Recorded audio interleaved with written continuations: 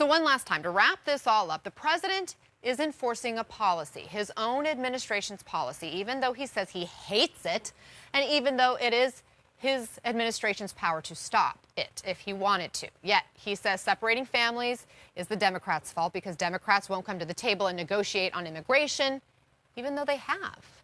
So now that you have the facts, I want to bring in my next guest, Republican Congressman Will Hurd of Texas. He toured a facility last night and is joining us now live. Congressman, thank you for being here with us. First, what is your impression of this center that you had a chance to look at? Well, we went there last night about 9:30. It's in my district, and to me, it makes it very clear that in the home of the free and the land of the brave, we should not be using kids as a deterrent policy. This is something I think is actually unacceptable, and it's something that as Americans we shouldn't be doing. And this really isn't a Republican or a Democratic issue. This is an issue about how should you treat children, and that's something that I saw last night. And that's why I think a lot of people are outraged, for one, and also baffled about why the president, who says he hates what he sees as happening, is continuing to allow it to happen. Well, this is clearly something that the administration can change. They don't need legislation to change it. They don't need Democrats in order to change it. This is a Department of Justice policy, and this is something that's being enacted by HHS. One of the things I did learn when I was there was there's still a lot of questions that are unanswered about what is actually going on. The kids in Tornillo are 16 and 17-year-old boys. These are kids that have been in other facilities in other parts of the country that have been moved to this facility in order for room to be made for the kids that are being separated from their parents. Now, the question that I've had for HHS is, how do the parents that are separated from their kids know where their kids are? How does the kids know where their parents are? How long is this policy going to last? Is it having the intended effect that the administration wanted to have? There's a lot of folks that aren't talking to one another within the administration on the ground in El Paso. There's a lot of people that didn't know what it was indeed going on at this one facility and knew even less about the policies that were generating this kind of behavior.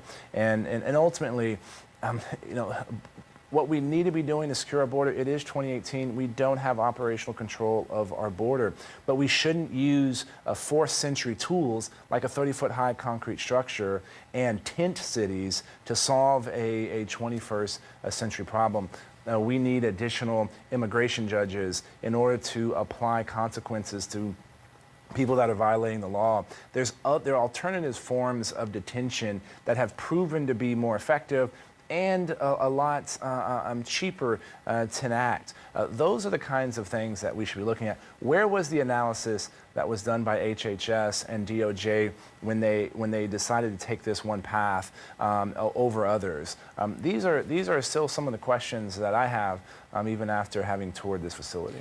So you just laid out a lot of questions, but a lot of ideas and points in there. First is that immigration, the bigger immigration legislation that I know Congress is working on. So I'll ask you about that in a follow-up. But getting back to just this issue at hand with the children and parents being separated at the border and now being dispersed to different detention facilities or holding facilities, whatever you want to call them. You talked about Tornillo, Texas, and this temporary facility that's been erected there.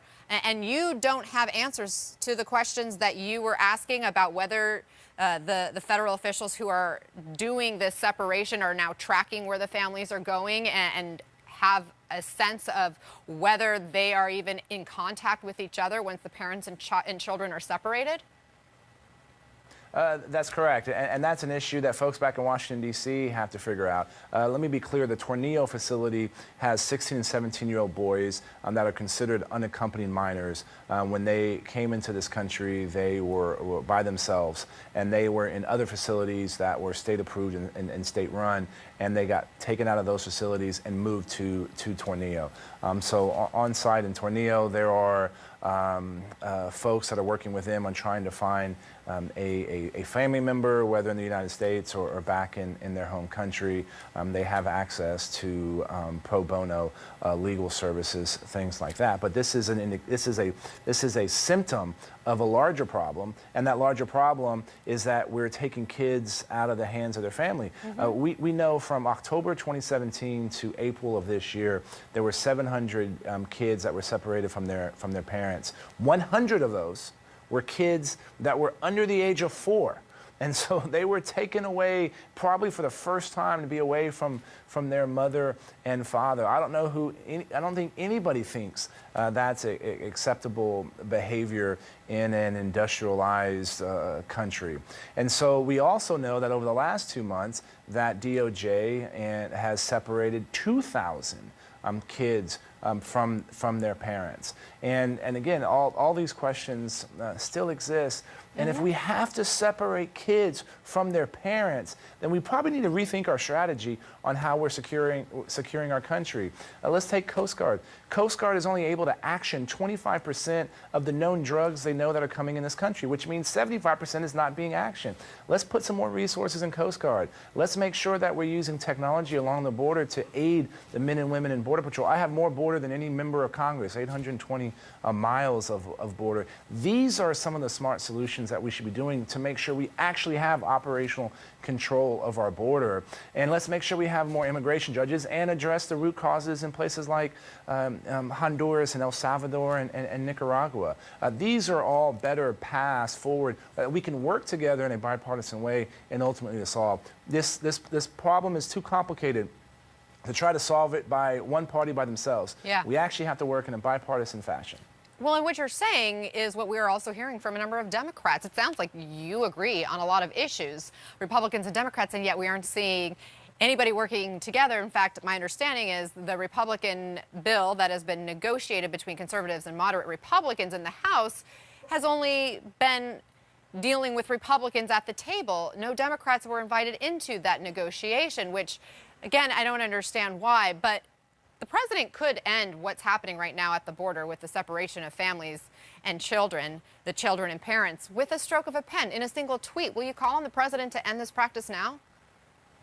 I have, and I continue to do that. And I just make one correction in your previous statement. There is a bipartisan piece of legislation on solving border security and DACA specifically, and does things that addresses issues like catch and release and ultimately the problem of having to detain so many people. It's called the USA Act, and it's something that I've been working on with Pete Aguilar from California.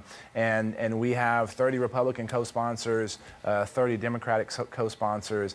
This was the bill that we were working on, this Queen of the Hill scenario, in order to move forward. So there is bipartisan legislation that has been negotiated between Republicans and Democrats. Good question. You got to ask somebody else, because that's what we're working on, trying to get done. I do believe that if it were brought to the floor to the House, that it would pass in overwhelming fashion with Republicans and Democrats. Congressman Will Hurd, thank you very much for taking the time. We appreciate it.